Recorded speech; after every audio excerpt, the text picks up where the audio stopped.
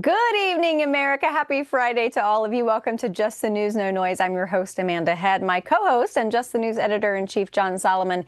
He's out on assignment tonight, but you're going to see him all throughout the show tonight because he, as many of you already know, last weekend, while I was here in California covering the Marine 250 event, he was on the other side of the country, or the other corner of the country, in Florida, covering the Moms for Liberty Summit. So he gathered some of his favorite interviews, some that we thought that, you know what, maybe even though these folks saw these interviews while we were airing that footage live, while it was actually happening last weekend, some of these were too important to let it fall by the wayside. So we wanted to make sure that they got some primetime coverage. So we are going to be using those clips tonight. So you'll be seeing John in just a few moments. But I wanted to bring your attention to a few clips this evening. As many of you probably know if you watch the show, you know that New York Attorney General Letitia James has been federally indicted on charges of bank fraud. She has made false statements to a financial institution for allegedly misrepresenting a Virginia rental property as her secondary residence to secure, as we have heard with many folks who do this, a more favorable mortgage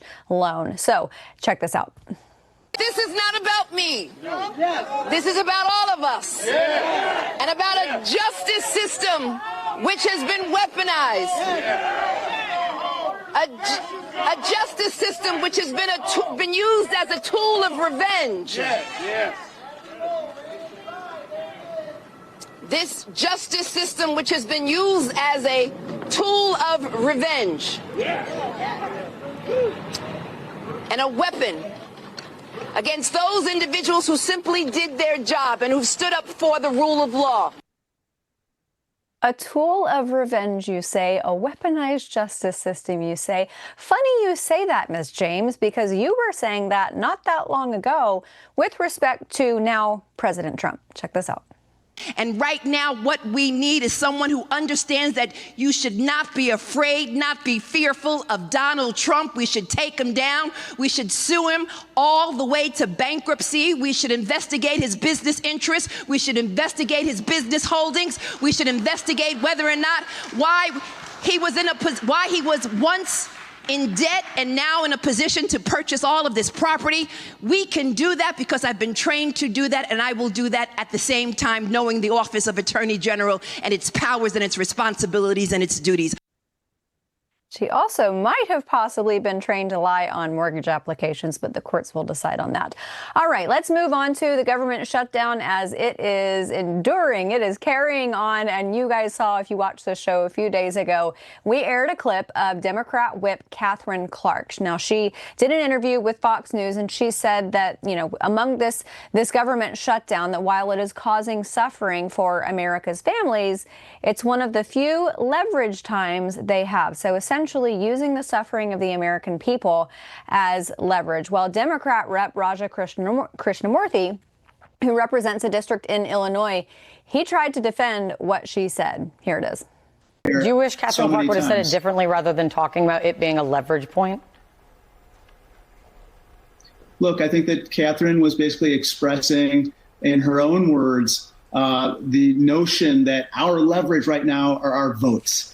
We can either give in and basically, in that case, allow the status quo to continue, which is unacceptable, or demand a concession from the president, which is simply let the American people have their health care.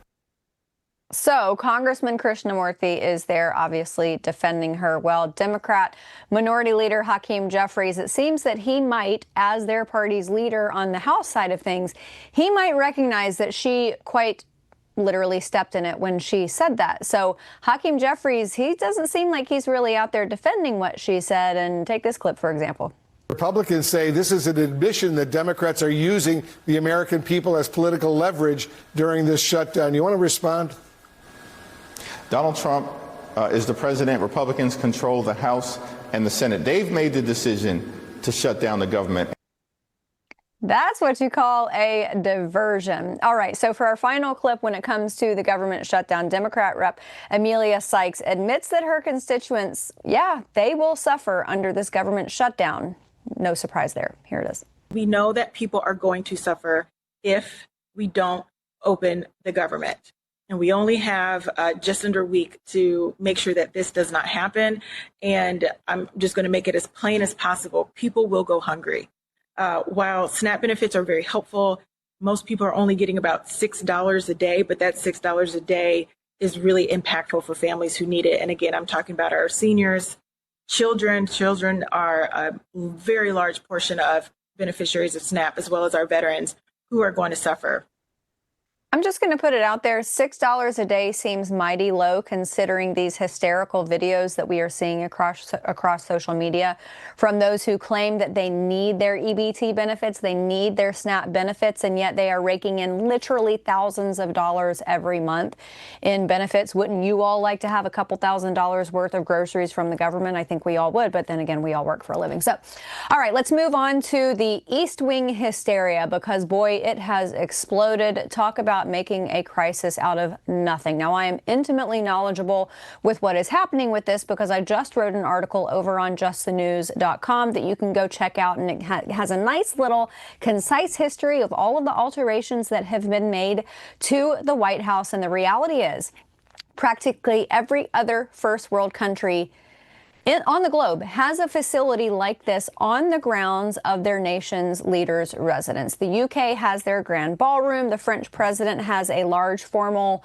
conference facility. Presently, the largest room at the White House is the East Room, and you all have seen that room. It's where President Trump often has the long table discussions, and it holds about 200 people, as I said.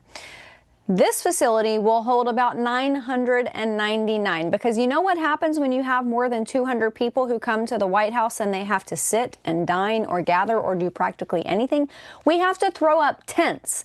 Yes, we have to throw up plastic tents on the south lawn of the White House. So while Democrats freak out, I think that it is quite appropriate that the man who is sitting in the Oval Office, who, by the way, happens to be a builder, maybe he is the best person to be in charge of a new ballroom at the White House. But I digress because MSNBC, boy, oh boy, they really, really showed their heinies because they were talking about how these images of the demolition of the White House East Wing, they imply, actually, I'm not even going to tell you. You're just going to have to watch.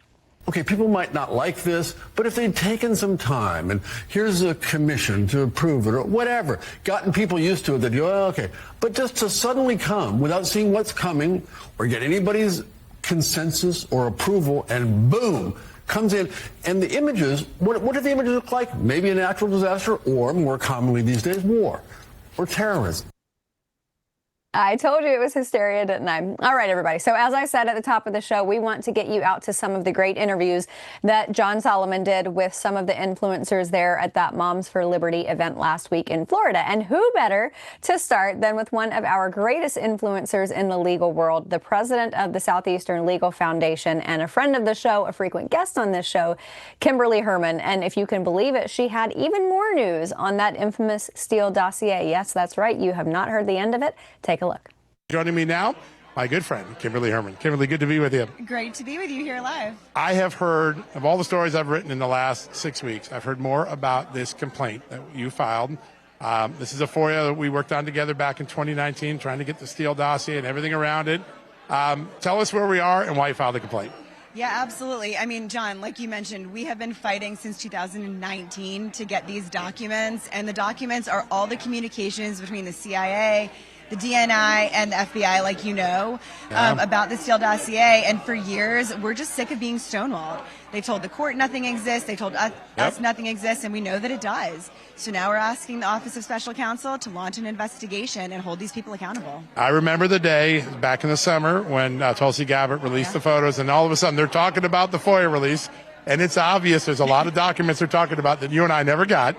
The mindset and the culture of the intelligence community, quite frankly, all of the government, to hide things that they have a legal obligation to produce. How do we get a deterrent system that prevents people from cheating like this? Do you think maybe the special counsel does something to put legal pressure on the people who cheated here? Absolutely. I mean, we already actually have the system in place. It's just honestly never been used in the history of our country. We have laws that say if you withhold these documents and if you lie to a court about them and lie to the American people, that you can be sanctioned, you can be held in contempt. And quite frankly, I think a lot of them may have lied under oath to our Congress. Yeah. That's why they were hiding it, I think. They had a different story than the facts. No doubt. All right, we're here at Moms for Liberty. The energy, as always, when you're at a Moms for Liberty event, is so great. So much progress in the last year, DEI, CRT, transgenderism, women in sports. But the left just keeps rebranding their philosophies to try to bring it back in some other name. I know it's like a game of whack-a-mole. Tell us what the latest is that you've seen and what you're finding. Yeah, I mean, honestly, it's everything from boys and girls bathrooms to boys on girls sports field. That's what everyone's seeing, but it's really deeper than that. These are states that have dug in and basically are saying to the Trump administration, we don't care what you're doing, and so that's why we're taking them to court. Yeah. We're going to be filing lawsuits all around the country because these states need to be held accountable, and the Trump administration is doing everything they can to stop them. Yeah. We're there along for the ride. It is amazing how strong the resistance is. At the same time, it seems as though as the resistance keeps going on, more and more people who are in the middle, maybe stayed out of politics, maybe stayed out of the country, they're joining. I walk through here and you meet moms who said, 3 years ago, I didn't do anything politically, and I'm here now because I care. There are people here who are openly liberal, but want to come here because they want to protect their children. It seems like middle America has dialed in for the first time. They absolutely have. I mean, the energy here has been absolutely amazing all day. We've been talking to parents at our table. We've had breakout sessions, main stage, and they just want to fight for their kids. At the end of the day, they are our kids, not the government's kids. Yeah. And so the message to parents just needs to be, we need to keep fighting. Yeah, it is. And I think one of the things that you do so well, when someone gets in the game the first time, they don't know their rights. They don't know what legal capabilities they have, what they can say, what they can't say. Well, you have built these incredible toolkits at Southeastern Legal Foundation. I go to them often. When a reader calls me something like, I'm in this quagmire, what do I say? Go to SLF, go check it out. Tell everybody how they can access it and what is in those amazing kits, because they're amazing. Yeah, I mean, so obviously we litigate. That's what we do. We're a law firm. But parents need to know what those rights are. And so we've produced guidebooks on the First Amendment, on child's rights, on parental rights in general, Title IX, you name it. We do webinars on it, and they can find them at our website, slfliberty.org. We've been passing them out all day long, and it's really just been amazing to see the impact that they've had. Yeah, parents appreciate it because you can get up to speed very quickly, and then you're in a much better position to deal with whatever you have to deal with. All right, we look out over the horizon, got a big election in 26. What are some of the issues that you think are bubbling up as the next threats or the next challenges to parents' rights? We've made enormous gains on the ground, but it seems like there's still some things over the horizon. What are you watching? Yeah, I mean, I think that Title IX is going to continue to be an issue because our blue states just really aren't backing down. And even schools in our red states. I had a parent from Kansas the other day. A parent in Texas today talked to me for half an hour about how her school is allowing boys to be in girls' bathrooms. And so I think that's going to continue to be a really huge issue. And just transparency. Yep. Schools are really locking it down and not giving parents access to curriculum, student surveys. We're fighting that all over. We're going to talk about it on main stage tomorrow. Yeah. Those are going to be some of the really big issues, I think. We pay the tax rate for our schools. They're our children, and yet they try to deny us both access and even the right to raise our children the way it is. It's just crazy. I remember the photo, the president at the desk, all the young athletes and young girls around him. You were there that day. Yeah. That may be one of the most iconic photos I've seen in a long time in the Oval Office. At what point does the will of the American people sort of bowl over some of these blue states and they realize that this is a losing issue for the blue states, but they're digging in? They are digging in. I think it's just become almost like a gender cult, right? Yeah. Sometimes James Lindsay, I've heard him refer to it as that. And so it's just a matter of us. We have to take these issues to court. Yeah. We're going to win with the administration. Like you said, that was a special, special day. I was there with my daughter, as you know. It was just the most amazing day. That photo is amazing. But but we're going to have to take them to court to ultimately get them to stop. Yeah, it does seem like that's the only real option. Yeah. A lot of young people here, a lot of young moms, a lot of young influencers, and really impressive people who are using their voice on social media, their influence to make it cool to just be a parent who cares about your kid, to make it cool to be conservative, you believe in freedom. What do you think about the next generation of people coming up in our movement? That's actually been amazing. A lot of people here have on their tags, and I can look around and see them, how many years they've been part of Moms for Liberty. You have people who have been here from the beginning and people where it just says 1 year. Yeah. And it's been awesome to be able to reach all of them. And so I don't think that this is going to die down. I think it's a movement that's only going to continue to pick up, and we've seen it on college campuses in just the last month. Yeah. And so, we have to train up that next generation. We're actually launching a new guidebook.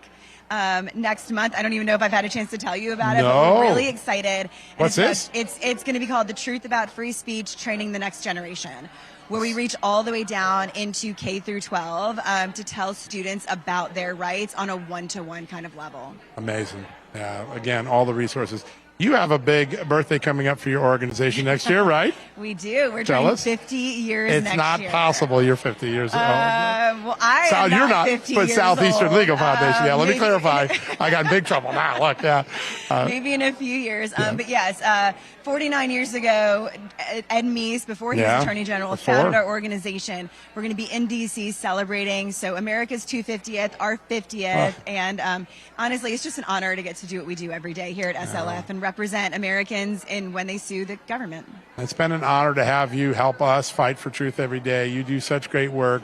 You're such a conscientious lawyer. And the great rich tradition of Southeastern Legal Foundation is in really good hands in your hands. For everybody watching, what's the best way for them to connect to those guidebooks and to, if they want to support you, to do that? Yeah, slfliberty.org. That's the best way to reach us. All right, slfliberty.org. Go check it out, guys. Amazing resource. All right, everybody. We do have to take a quick commercial break, but after that break, we're going to get to an interview that John did with one influencer who is still mostly on the left, I think, but she is being pushed away from the crazy progressive policies of current day Democrats. So you're not going to want to miss that. We'll get to that after this break.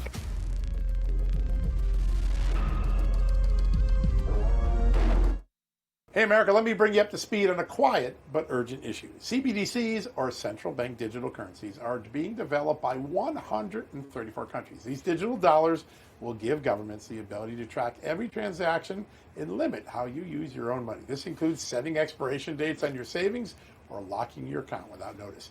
American Alternative Assets is warning Americans now before it's too late. They published a free digital guide called the Digital Dollar Trap. It outlines the risks and shows how to use physical gold to protect your retirement savings. If you're concerned about privacy and control of your finances, this guide is for you. Here's how you get it. Call 1-855-465-3340 or visit johnlikesgold.com to get your free copy. That's 1-855-465-3340 or go to johnlikesgold.com. Get the facts, secure your future.